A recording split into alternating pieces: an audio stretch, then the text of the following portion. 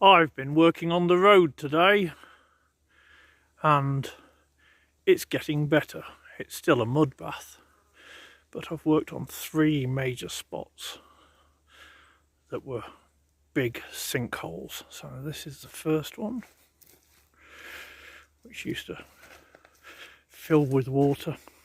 Again, the camera flattens, you can't see how deep it is, but at the lowest point I've dug a trench off into the bush, and again a bit further on it sinks,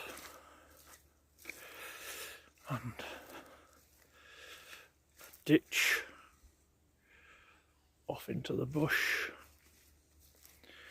and again an even bigger one which was there before, and you can see the silt from the last rain.